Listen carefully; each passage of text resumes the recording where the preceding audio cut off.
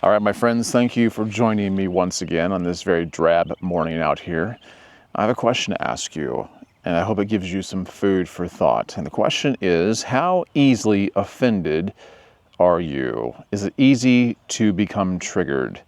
I know it's easy to look at other people and identify what triggers them, or we can guess or assume what might. There's a lot of that goes on. But we all have our own reasons. We all have our own hot buttons, don't we?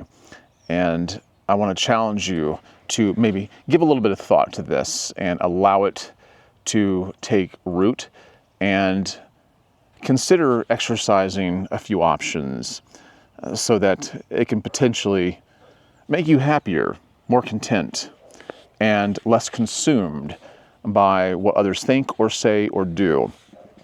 And so I just hope you enjoy this and get something out of it. Leave a comment down below. If you do like the video, subscribe, of course. All those things are nice and wonderful. So I would appreciate it. It doesn't cost you anything, and I'd be ever so grateful. And if you want to sponsor this channel, or not necessarily sponsor, but if you want to support this channel, there is a PayPal link down below, or you can hit the super thanks. And I thank each and every one of you that does that, and you're just great. You're absolutely awesome. Before I get any further, while I'm still thinking about it, there's a viewer of mine who recently started a channel, and it's really cool. His name is Santa Tom. I'll put a link for his channel down below, and he is a professional Santa. And when you see his videos, you're going to realize that he's the perfect guy for it. He looks the part, he acts the part, he's very positive, and he has that jovial, Christmas-like spirit to him. It looks like he lives it. And so I think you'd really enjoy his channel if you like mine. And he has other things to offer likewise. So check him out, Santa Tom Smith. Also, if you want to know what I have in my beard today, I did apply Live Bearded's Executive Beard Oil and their beard butter. I've said it before, but I'll say it again.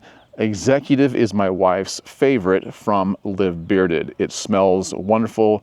They just have really good products. If you're looking for beard products, you want to check them out. And I have a code, and it is Kratos, by the way, because I kept getting called that. So use the code Kratos, and it'll save you like 10, 15%, something like that. You can use that at checkout. But Live Bearded is a good company. And let's get on to the rest of the content today. So I'm going to provide an example here of someone who was easily offended and made himself look like a fool, which is potentially what happens when we don't deal with something properly and we allow things to get under our skin. Maybe someone hurts you, maybe it's deep-seated childhood trauma that's made you this way. Maybe you're just sick and tired of feeling like you're getting picked on, and now you're going to vent your spleen. But it has its consequences. It does have its consequences, and so you might get marked down in history for all the wrong reasons. So this is a true story. This actually happened, so take note. Here's how it goes. I should be having fun playing the lottery, said Nick Leno, 22, of Elmira, New York, not feel offended. What was he so offended by? A state lottery ticket that he claims insulted him personally.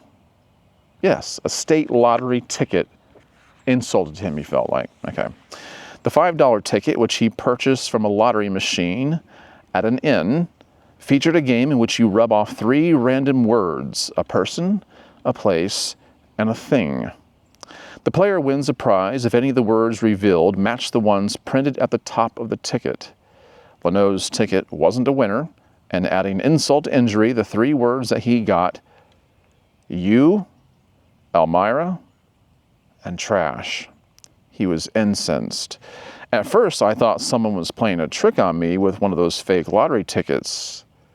However, after complaining to the New York State Gaming Commission, he was assured that the ticket was real and that the words are chosen randomly.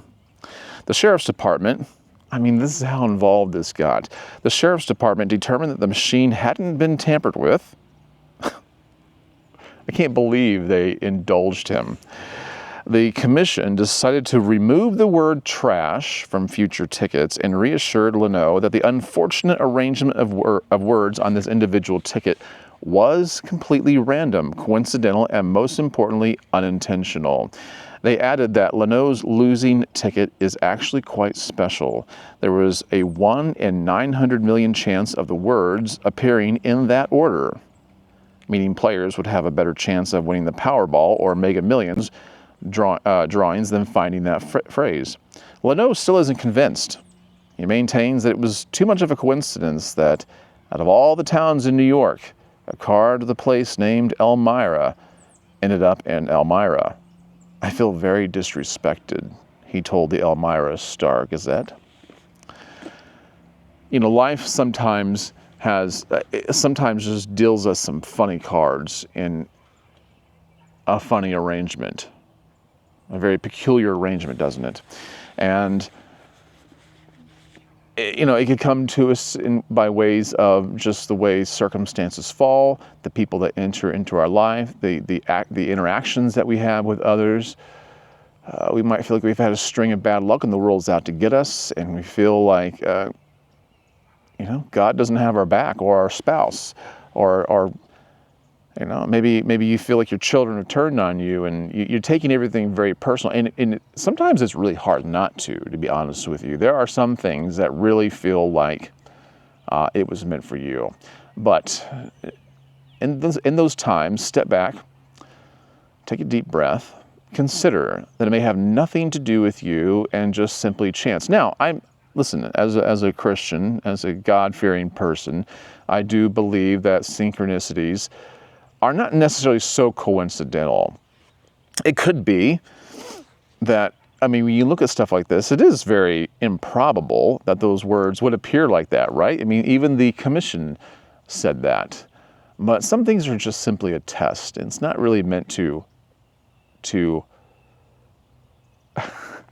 maybe it's just meant to reveal who you are to yourself, or to strengthen you, and just to see how you'd react. So I do believe sometimes life has a way of doing that. Just maybe it gets a kick out of seeing what you'll do. But regardless, like, we can't always know why things happen the way they do, and we can't always really know whether something's actually personal or not. But you do have your options, and I would say choose the one that doesn't make you look like a fool, because in my opinion, and probably in a lot of other people's, this guy, Nick, probably looks a little childish. And our reactions sometimes do that. Well, I would love to hear what you guys think would be the best way of dealing with this. Personally, I don't think he was so much offended as he was looking for an opportunity. However, let's just say for the sake of conversation he was. I think a better option would have been for him to laugh at it. If it was me, I think I would laugh at it, take the card and frame it and put it up on my wall. Tell my friends about it, make a video, have fun with it. And I think that is an option for you. When things don't look like they're working out, and some things are actually tragic. I'm not talking about those things. I'm just talking about, you know, innocuous circumstances. Learn to laugh at some of the strange goings-ons and stop taking them so personal. Otherwise, you're going to look like a fool, like a child. I hope that's helped. I hope this made you think a little bit and made you learn from today's little story. All right, I got to get going. I have things to do, and I'm sure you do too. Thanks for sticking around. I will catch you in the next one. In the meantime, be wise.